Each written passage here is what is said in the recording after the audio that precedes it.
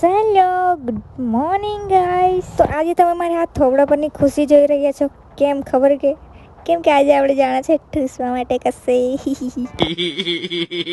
Ready થઈને હું નીકળી ગઈ દીદીના રૂમ પર જવા માટે. આવા વાળ બાંધી દે તો સારું નહીં લાગે, પણ શું કરે, ધૂળ ભરાઈ જાય તેના કરતાં તો આવું બાંધી દે તે સારું. તો દીદીના રૂમ પર આવીને થોડી વાર બેસીને પછી અમે દીદી સાથે નીકળી ગયા હતા જમવાનું લેવા માટે. આજે શનિવાર છે એટલે અમારે બી જલ્દી જવાનું હતું ને આજે મોર્નિંગનું વ્યૂ બતાવું તમને. અહીંયા એટલું બ્યુટીફુલ દેખાય ને મોર્નિંગમાં તો અહીંયા. પછી બધું કામ પતાવીને અમે આવી ગયા પાછા ઘરે. ઘરે આવીને મસ્ત ટીવી જોયા કરતા હતા. ઓલ્ડ મૂવી આવતી હતી અને આ જોઈને પૈસા કાઢીને કેટલું ખુશ થતું છે, કેમ કે અમે કશે જવાના છે ને એને ત્યાં જઈને પડીકા જ ખાવાનું જોઈશે.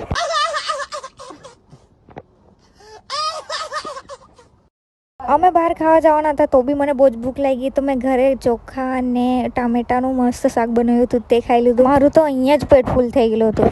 ખાઈને પછી બહાર બેસીને પંચાયત કર્યા કરતા હતા અને ભૂમિ લોકોની રાહ જોતા હતા. એ લોકો આવે એટલે એ લોકો સાથે જ જવાના છે. તો પછી એ લોકો આવ્યા એટલે અમે નીકળી ગયા કડૈયા હનુમાન દાદાના મંદિરે જવા માટે. આજે તો મારી દીદી બી સુપર ફાસ્ટ ગાડી ચલાવે છે.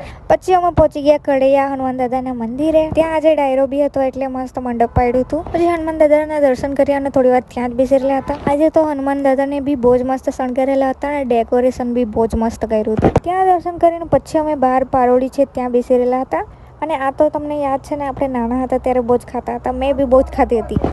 જેને નહીં ખબર તેને કહી દે, આમાંથી દાણા જેવું નીકળે, તે બહુ ટેસ્ટી લાગે. અમારે ત્યાં લોઠા અત્યારે ખાતા છે. મેં તમને કીધેલું ને, કશે બી જાય એ લોકોને પડીકા જ દેખાય. પછી જમવાનું ચાલુ થઈ ગયું એટલે અમે બી આવી ગયા લાઈનમાં ઉભા રહ્યા. લાઈનમાં ઉભી રહેલી હોય ત્યાં બી કેમેરો બંધ નહીં થાય મારો. પછી મસ્ત અમે ડીશ લઈને બેસી ગયા. ખમણ ને દાળ ભાત મારા ફેવરેટ હતા આજે તો. પછી મેં તો મસ્ત ખાઈ લીધું.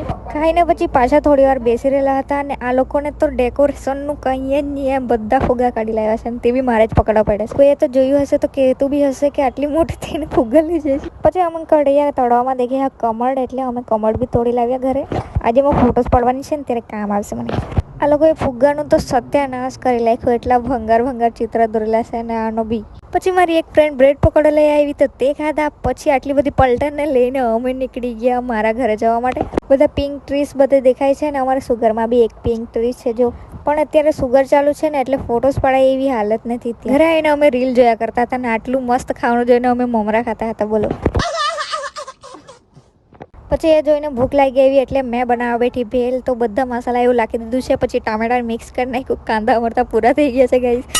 પછી અમે મમરા એમાં મિક્સ કરી નાખ્યા ને પછી ખાવા લાગ્યા. હા, એટલું બધું સારું નહીં લાગ્યું પણ ખાઈ લીધું હવે. પછી હું રેડી થઈ હતી ફોટોસ પાડવા માટે. તો આપણે પહેલાં ફોટોસ પાડી લઈએ પછી મળીએ. તો ફોટોસ તો મેં મસ્ત પાડી લીધા છે અને બહુ થાકી બી ગઈ ને ફોન બી બહુ ગરમ થઈ ગયો. તાપમાં બહુ ગરમ થાય યાર ફોન. તો ફોટોસ પાડી લીધા. આ કુર્તીમાં ફોટોસ પાડ્યા હતા પણ આ વખતે મેં શું કરેલું ખબર, સ્કર્ટ પહેર્યું હતું. એની સાથે એટલું બ્યુટીફુલ દેખાતું હતું ને મને બહુ જ ગમતું હતું. સ્કર્ટ એવું મેં વસાવેલું છે ને એટલે મારે કામ બહુ આવતું છે. તો એ થોડું એવું ધોઈ કાઢીએ, બહુ થાકી ગયેલી. મેં વિચારતી હતી ફોટો એડિટ કરીને મૂકી દેવા, પછી તો મસ્ત સૂઈ રહેવા. તો ક્યાંથી મારા એટલા બધા કપડો બહાર પડી રહેલા છે ને. નવા કપડા બધા અંદર મૂકવાના હતા તો ફટાફટ ઘડી કરી નાખ્યા અને મૂકી દીધા. તો મળીએ કાલે. બાય.